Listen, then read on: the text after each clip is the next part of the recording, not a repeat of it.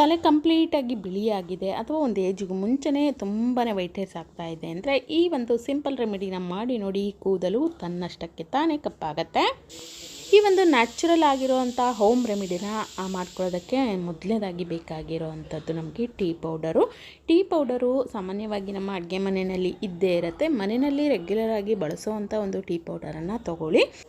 ಇನ್ನು ಟೀ ಪೌಡರನ್ನು ನಾವು ಅಪ್ಲೈ ಮಾಡ್ತಾ ಬರೋದ್ರಿಂದ ನಮ್ಮ ಏನು ಒಂದು ಏಜಿಗೆ ಮುಂಚೆನೇ ತುಂಬಾ ವೈಟ್ ಹೇರ್ಸ್ ಆಗಿರುತ್ತೆ, ಅದು ನ್ಯಾಚುರಲ್ ಆಗಿ ಕಪ್ಪಾಗುತ್ತೆ.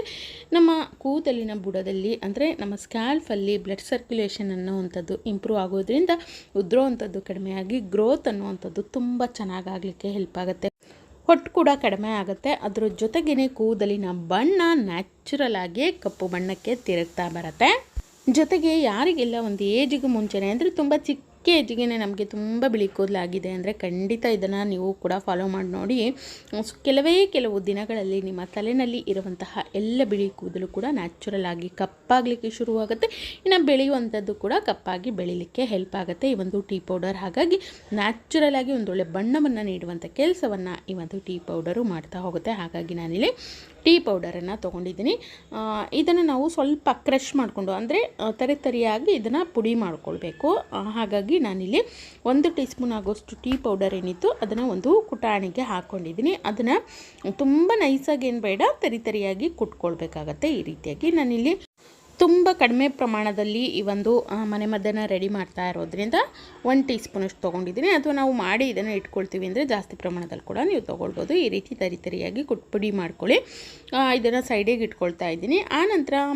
ನಂತರ ನಮಗೆ ಬೇಕಾಗಿರುವಂಥದ್ದು ಇನ್ಸ್ಟೆಂಟ್ ಕಾಫಿ ಪೌಡರು. ಫಿಲ್ಟರ್ ಇದೆ ಅಂದರೆ ಅದನ್ನಾದರೂ ತೊಗೊಳ್ಬೋದು, ಇಲ್ಲಾಂದರೆ ಇನ್ಸ್ಟೆಂಟ್ ಕಾಫಿ ಪೌಡರ್ ಏನು ಬರುತ್ತೆ ಅದನ್ನು ತೊಗೊಳ್ಳಿ.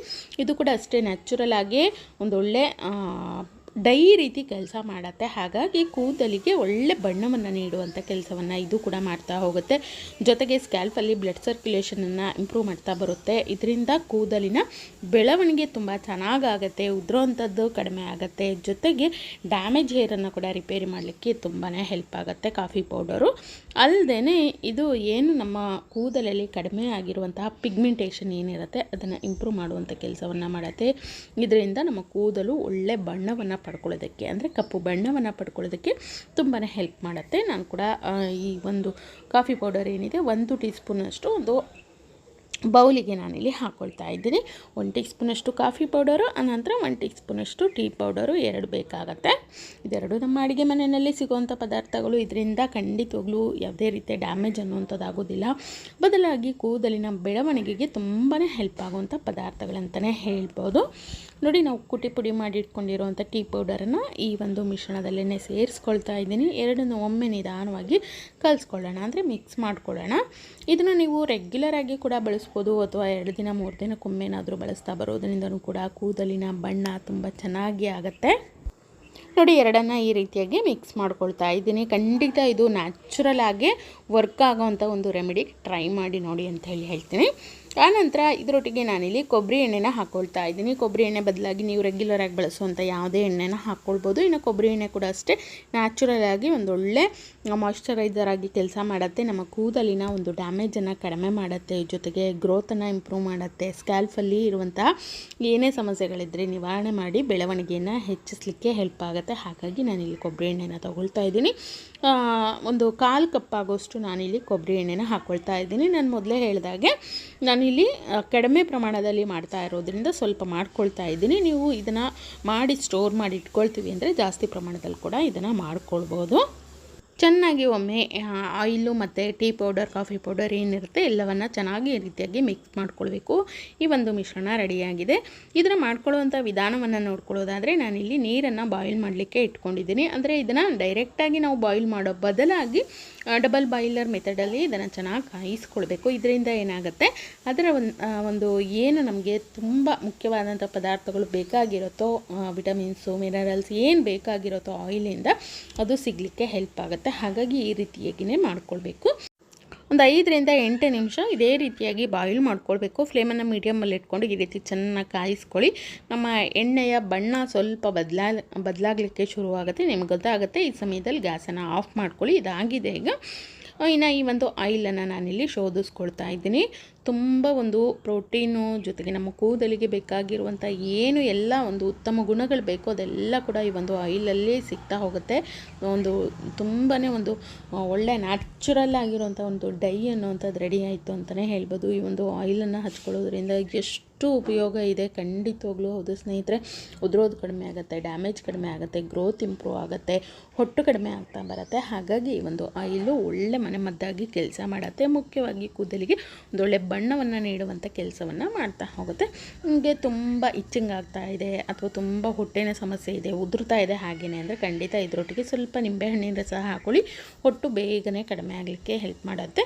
ಜೊತೆಗೆ ನಮ್ಮ ಕೂದಲನ್ನು ತುಂಬ ಕ್ಲೀನ್ ಮಾಡುತ್ತೆ. ಅಂದರೆ ಯಾವಾಗಲೂ ಅಂಟಂಟಾಗಿರುತ್ತೆ ಕೂದಲು, ಎಷ್ಟೇ ವಾಶ್ ಮಾಡಿದ್ರೂ ಕೂಡ ಕೂದಲು ಒಂದಕ್ಕೊಂದು ಅಂಟ್ಕೊಂಡಿರುತ್ತೆ. ಅಂದರೆ ಖಂಡಿತ ಇದನ್ನು ಟ್ರೈ ಮಾಡಿ. ಅಂದರೆ ನಿಂಬೆಹಣ್ಣಿನ ರಸ ಹಾಕೊಳ್ಳೋದ್ರಿಂದ ಏನಾಗುತ್ತೆ ಅಂದರೆ ಪ್ರತಿಯೊಂದು ಕೂದಲನ್ನು ಕ್ಲೀನ್ ಮಾಡಲಿಕ್ಕೆ, ಅಲ್ಲಿರುವಂಥ ಜಿಡ್ಡಿನಂಶ ಕೊಳೆ ಅಂಶವನ್ನು ತೆಗೆದು ಹಾಕಿ ಕೂದಲು ಸ್ಕ್ಯಾಲ್ಫನ್ನು ಕ್ಲೀನ್ ಮಾಡಲಿಕ್ಕೆ, ಜೊತೆಗೆ ಹೊಟ್ಟನ್ನು ಕಡಿಮೆ ಮಾಡಲಿಕ್ಕೆ ತುಂಬಾ ಹೆಲ್ಪ್ ಆಗುತ್ತೆ ನಿಂಬೆಹಣ್ಣಿನ ರಸ. ಹಾಗಾಗಿ ನಾನಿಲ್ಲಿ ಒಂದು 5-6 ಹನಿ ಆಗೋಷ್ಟು ನಿಂಬೆಹಣ್ಣಿನ ರಸನ ಕೂಡ ಇದರೊಟ್ಟಿಗೆ ಸೇರಿಸ್ಕೊಂಡು ಚೆನ್ನಾಗಿ ಮಿಕ್ಸ್ ಮಾಡ್ಕೊಳ್ತಾ ಇದ್ದೀನಿ. ನೋಡಿ, ಹೆಚ್ಚು ಖರ್ಚು ಮಾಡದೇ ಕೂದಲಿಗೆ ಒಂದೊಳ್ಳೆ ಬಣ್ಣ ನೀಡುವಂತಹ, ಗ್ರೋತನ್ನು ಇಂಪ್ರೂವ್ ಮಾಡುವಂತಹ, ಹೊಟ್ಟನ್ನು ಕಡಿಮೆ ಮಾಡುವಂತಹ ಒಂದು ಒಳ್ಳೆ ಸೂಪರಾಗಿರುವಂತಹ ಹೋಮ್ ರೆಮಿಡಿ ಅನ್ನುವಂಥದ್ದು ರೆಡಿಯಾಗಿದೆ. ಇದನ್ನು ಹಚ್ಕೊಳ್ಳೋದ್ರಿಂದ 100% ಆಗಿ ನಮಗೆ ವರ್ಕ್ ಆಗುತ್ತೆ. ಇಲ್ಲಿ ತುಂಬ ಶ್ರಮ ಪಡುವಂಥದ್ದು ಅಥವಾ ತುಂಬ ನಾವು ಖರ್ಚು ಮಾಡುವಂಥ ಅವಶ್ಯಕತೆ ಇಲ್ಲ. ಸಿಂಪಲಾಗಿ ಒಂದು ಆಯಿಲನ್ನು ರೆಡಿ ಮಾಡ್ಕೊಂಡ್ಬಿಟ್ರೆ ಆಗೋಯಿತು. ಇದು ಸೂಪರಾಗಿ ವರ್ಕ್ ಆಗುತ್ತೆ. ಈ ಒಂದು ಆಯಿಲನ್ನು ನಾವು ಕೂದಲಿನ ಬುಡಕ್ಕೆ ನೀಟಾಗಿ ಮೊದಲು ಈ ರೀತಿಯಾಗಿ ಹಚ್ಕೊಳ್ಬೇಕು.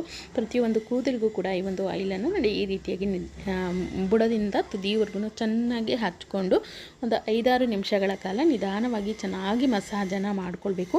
ಈ ರೀತಿ ಮಾಡಿಕೊಂಡು ಖಂಡಿತವಾಗ್ಲೂ ನೀವು ಒಂದು 2-3 ಗಂಟೆ ಬಿಟ್ಟು ಅನಂತರ ಹೇರ್ ವಾಶನ್ನು ಮಾಡ್ಕೊಳ್ಳಿ. ವಾರದಲ್ಲಿ 2-3 ಬಾರಿ ಆದರೂ ಈ ಒಂದು ಆಯಿಲನ್ನು ಹಚ್ಚಿ ಹೇರ್ ವಾಶನ್ನು ಮಾಡಿ. 100% ಆಗಿ ಇದು ವರ್ಕ್ ಆಗುತ್ತೆ. ವೈಟ್ ಹೇರ್ಸನ್ನು ಕಡಿಮೆ ಮಾಡಲಿಕ್ಕೆ ತುಂಬಾ ಹೆಲ್ಪ್ ಆಗುತ್ತೆ ಈ ಒಂದು ಆಯಿಲು. ಅಲ್ಲದೆ ಹೊಟ್ಟು ಕಡಿಮೆ ಆಗುತ್ತೆ, ಗ್ರೋತ್ ಇಂಪ್ರೂವ್ ಆಗುತ್ತೆ, ಡ್ಯಾಮೇಜ್ ಕಡಿಮೆ ಆಗ್ತಾ ಬರುತ್ತೆ.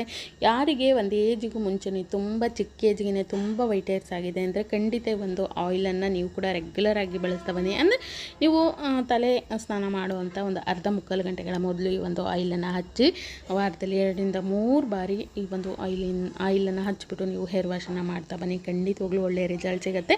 ಮತ್ತು ನಿಮಗೆ ತುಂಬ ವೈಟ್ ಹೇರ್ಸ್ ಆಗುವಂಥ ಸಮಸ್ಯೆ ಕಡಿಮೆ ಆಗುತ್ತೆ ಅಂತಲೇ ಹೇಳ್ಬೋದು. ಇರುವಂತಹ ಎಲ್ಲ ಬಿಳಿ ಕೂದಲು ಕೂಡ ಕಪ್ಪಾಗುತ್ತೆ ನ್ಯಾಚುರಲ್ ಆಗಿ. ಯಾವುದೇ ಒಂದು ಕೆಮಿಕಲ್ ಡೈಗಳನ್ನು ಹಚ್ಚುವಂಥ ಅವಶ್ಯಕತೆ ಇಲ್ಲ. ಹೇರ್ ಡ್ಯಾಮೇಜ್ ಆಗುತ್ತೆ ಅನ್ನುವಂಥ ಭಯ ಬೇಡ. ತುಂಬ ನ್ಯಾಚುರಲ್ ಆಗಿರುವಂಥ ಆಯಿಲ್ ಆಗಿರೋದ್ರಿಂದ ಕೂದಲು ತುಂಬ ಚೆನ್ನಾಗಿ ಕಪ್ಪಾಗುತ್ತೆ. ಗ್ರೋತ್ ಕೂಡ ತುಂಬ ಚೆನ್ನಾಗಿ ಇಂಪ್ರೂವ್ ಆಗುತ್ತೆ. ಖಂಡಿತ ಟ್ರೈ ಮಾಡಿ ನೋಡಿ. ಇನ್ನು ಈ ಒಂದು ಆಯಿಲನ್ನು ಮಕ್ಕಳಿಂದ ಹಿಡಿದು ವಯಸ್ಸಾದವ್ರವರೆಗೂ ಎಲ್ಲರೂ ಕೂಡ ಅಪ್ಲೈ ಮಾಡ್ಕೊಳ್ಬೋದು. ಸೂಪರಾಗಿ ವರ್ಕ್ ಆಗುತ್ತೆ. ಬರೀ ವೈಟ್ ಹೇರ್ಸ್ಗೆ ಅಂತಲ್ಲ, ಉದುರ್ತಾ ಇದ್ದರೂ ಕೂಡ ಇದು ಹೆಲ್ಪ್ ಆಗುತ್ತೆ. ಗ್ರೋತು ಇಲ್ಲ ಅಂತಂದರೂ ಕೂಡ ಈ ಒಂದು ಆಯಿಲನ್ನು ಹಚ್ಚೋದ್ರಿಂದ ಅದು ಕೂಡ ಅಂದರೆ ಬೆಳವಣಿಗೆ ಅನ್ನುವಂಥದ್ದು ಕೂಡ ಇಂಪ್ರೂವ್ ಆಗಲಿಕ್ಕೆ ಹೆಲ್ಪ್ ಆಗುತ್ತೆ. ಹೊಟ್ಟು ಹೆಚ್ಚಾಗ್ತಾ ಇತ್ತು ಅಂದರೆ ಈ ಒಂದು ಆಯಿಲನ್ನು ನೀವು ಕೂಡ ಟ್ರೈ ಮಾಡಿ ನೋಡಿ. ಹೊಟ್ಟು ಕೂಡ ಕಡಿಮೆ ಆಗುತ್ತೆ. ಡ್ಯಾಮೇಜ್ ಹೇರನ್ನು ಸರಿ ಮಾಡ್ಕೊಳ್ಳೋದಕ್ಕೂ ಕೂಡ ತುಂಬಾ ಹೆಲ್ಪ್ ಆಗುತ್ತೆ. ಖಂಡಿತ ಟ್ರೈ ಮಾಡಿ ನೋಡಿ. ನಾನು ಸಿಗ್ತೀನಿ ಮತ್ತೊಂದು ಹೊಸ ವಿಡಿಯೋದೊಂದಿಗೆ. Thank you.